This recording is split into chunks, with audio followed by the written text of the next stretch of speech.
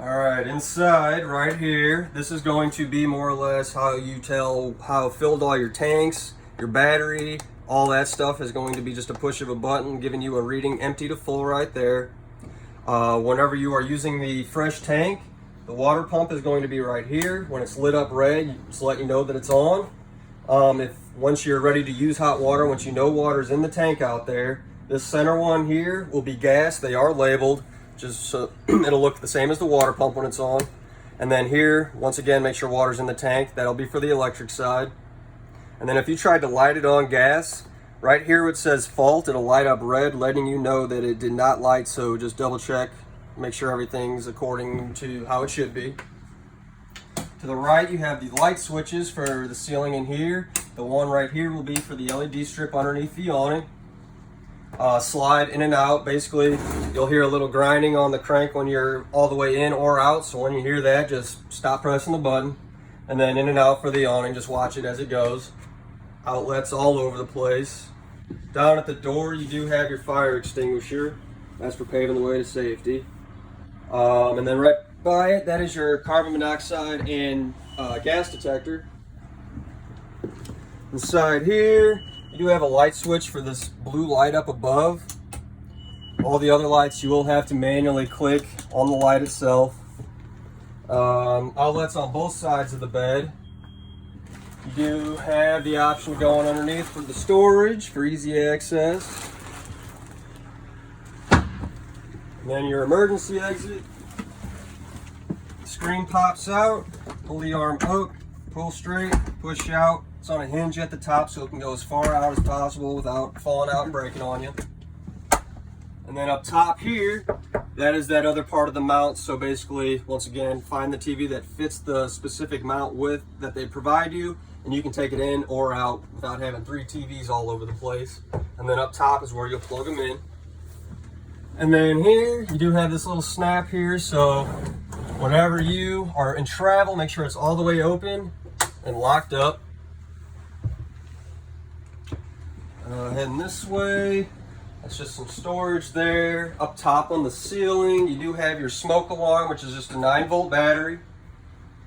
Right inside here, just some more storage on both sides.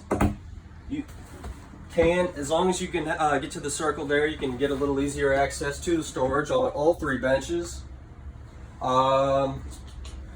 On the table, so the black bag, this is going to have all the owners and instructions manuals here.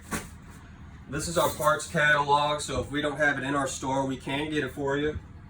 And then a preventative maintenance sheet here is going to help you guys out a lot. So basically, you can go through it. This is yours to keep. But the main thing that I would recommend, if you want drinkable water in here, get a sanitized water hose, which is not going to hold bacteria like a regular garden hose. A water regulator, because on city water it's maxed out at about 65, so you would definitely want one for city water. A water filter, so just an inline water filter. Basically, you'll hook up the regulator to the spigot at your campsite, hook up the water filter to the regulator, and then the sanitized hose to your filter, so everything going into the camper is regulated, filtered, and your hose is clean, so you know you're gonna have drinkable water. We already have all the sewer drain hose down in your bumper, but I do recommend a more heavy duty one because it'll come with all the attachments. With your black tank, so that is the nasty toilet water. Before anyone goes in there and uses it, dump about 5 to 10 gallons of water directly down the toilet, whether you're flushing the toilet or using a bucket of water, and then take a couple ounces of toilet chemical along with it, and that way before someone uses it, it's already going to be able to start breaking everything down as anything enters in there, causing a nice clean flush whenever you're dumping your station. Get some RV marine safe toilet paper so you're not clogging up everything. Gloves so you don't have to touch all the nasty stuff. Get on your roof about once or twice a year. Basically, you're just looking at the seals, making sure they're nice and clean. No sticks are poking out of the roof. If you know that you need to reseal a spot, we use Jayco, which is just a self-leveling sealant, and you can pick and choose what colors. It's pretty easy to do. Just clean off that spot and apply it on there. I do recommend a surge protector. There's a lot of electric stuff in here, and you can't really trust every campsite you end up at. So if worse comes to worse, you would fry that surge protector instead of everything in here. Wheel chocks, you can just get some 2x4s or anything that keeps it from rolling. RV cover and tire guards are your preference. The slide out lube is what I was telling you outside, dry base silicone spray. If you do your own cleaning and washing, we have slide out seal roof wash and conditioner. It's kind of how it sounds. You basically just apply it on there as you're scrubbing. Once you rinse it off, it'll leave like a protective coating over it. RV wash and wax is just some wax in the soap that we have. And then the mildew stain remover at the bottom is really good at getting your awning clean if it got all nasty on you. And the 4U cleaner is good for getting all the bug guts and black streaks off the sides whenever you leave it out in storage for a while. And there's a little paragraph on the bottom here, basically touching up on everything I just went over. Obviously, if you have questions, you give us a call. We'll be happy to help you out. You have 2 sets of keys, 2 silver keys and 2 black keys. Basically, the silver keys for everything, the black keys for the outdoor shower. If you end up losing this key, it's a Bauer product. You got a 959 number on here, so let us know what you need and we'll be happy to get you a new set. This will be the TV remote and then your radio remote. And then this is the mount I was telling you about. So like I said, as long as you get a TV that fits this, you can take it in or outside. And then with your bench here, you can convert it into a bed. So if you end up doing this, these just pop out, set these somewhere safe.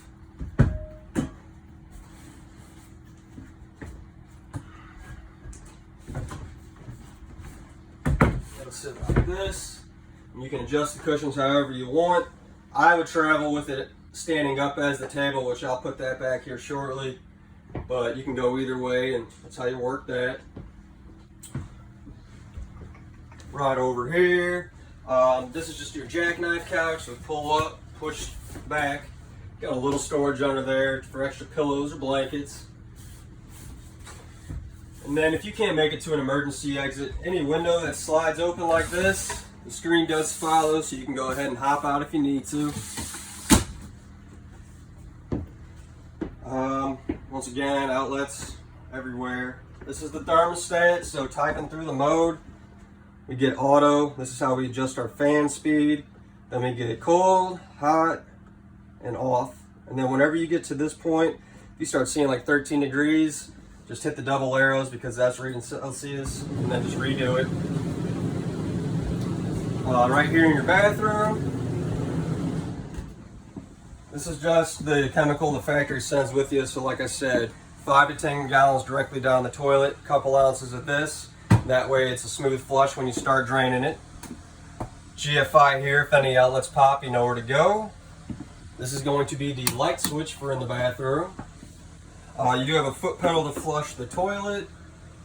And then up top, you do have to manually open and close your vent here. And then the fan control is that black switch in the corner. And then your showers, your basic shower, hot, cold. Right in here. So up top, you do have to manually hit these lights. And then in this corner over there, you do have some USBs. On the bottom bunk, you have another emergency exit down there. And then inside here, that access panel is how you get to the water heater. So right now it's in normal use. There are 2 valves on there. So basically if you're doing your own winterizing, it's in normal use now. You'll have to drain the water heater, get back down under there, turn the 2 valves. It's going to be on a red and a blue line. Turn them the opposite way they're sitting now. Leave it how it is, drained and unplugged. And then right over here,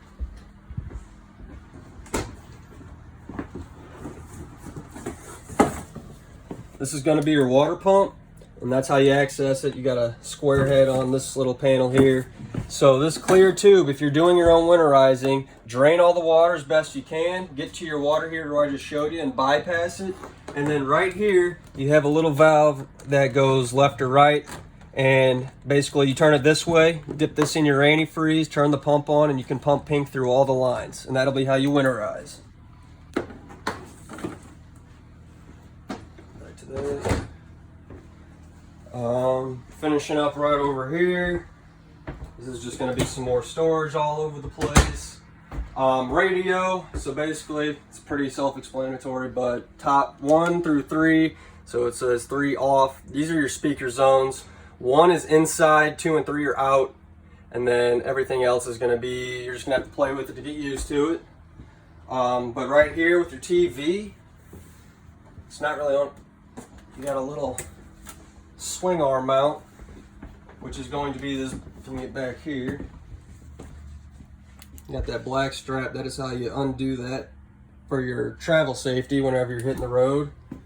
And then actually right back here again, this box here, basically whenever we are on antenna right now, so we're getting our local channels. If you end up bringing a box along or anything, you just push that button and go back and forth till you get where you need to go.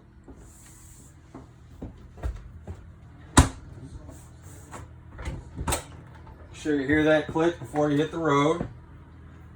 There's gonna be some more storage under here as well. And then your fridge here, I always recommend to leave it on auto, which is all the way to the left. Right now it's on, it knows we're on electric, so that's what it's running off of. If for whatever reason we came unplugged and it tried to light on gas, if this lit up orange and was flashing at you, it's letting you know that it did not light, so double check what's going on there. If it stays lit orange right here, it means that it's lit on gas and you know you're good to go. And then microwave, that's just your basic microwave there. You got a little fan here. For the stove, just fold this glass backwards. And then for the stove top here, it's a never-ending right turn. And then also for the oven, you'll push and hold on the little flame here. And then once again, it's going to be a never-ending right turn. Double check your flame, and then you can go ahead and adjust your temperature there. And then you do have just this little night light kind of deal.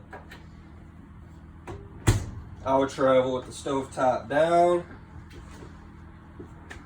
And then right down below, all your breakers and fuses. It is roughly labeled for you. Lots of 15s and a couple 40s. Regular automotive fuses, so get a handful of those for some backup. And then all your breakers on the left here.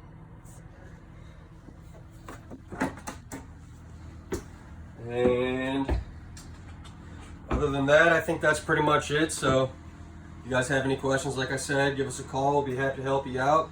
So enjoy your new J Flight.